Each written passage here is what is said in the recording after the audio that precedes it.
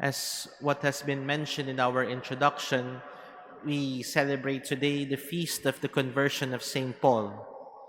And whenever we hear the word conversion, especially in a religious sense, we can easily associate it with someone who turned away from sin, a change from being bad to good.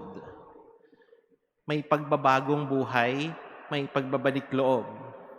Because in reality, we are all invited to undergo conversion. That is, to turn away from sin. But if we look at the situation of St. Paul, we cannot claim that he was turning away from sin. In fact, he was very zealous in protecting the Jewish faith. He saw the followers of Jesus as a threat to the Jewish faith. And as a zealous and pious Jew, he was there to protect the faith that he inherited from his ancestors. But what was his conversion about? His conversion was a change in paradigm.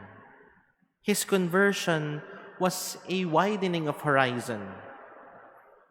At first, he was just fixated on Judaism, that he thought that whoever is not with him is against him. And this was also what St. Paul was explaining in our first reading. He knew what the law of Moses is. He respects the law that he inherited from his ancestors. But after encountering Jesus, it changed everything. With that experience, he widened up his horizon, he broadened his perspective, and he got to understand the experiences of the followers of Jesus.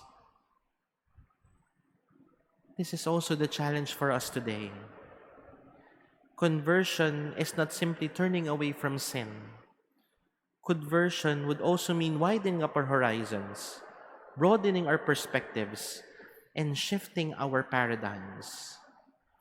Because whenever we get too fixated on our paradigms, then there is no room left for us to receive feedbacks and comments. When we are stuck with our own mindsets, we see others as antagonists in our lives. When we fail to hear and listen to one another, we end up listening only to ourselves. When we fail to understand the unique situation of one another, then we fail to be charitable.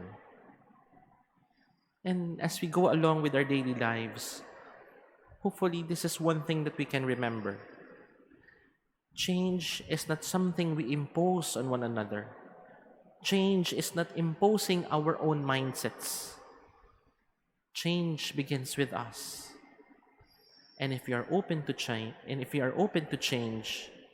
then we also invite others to see the beauty of change.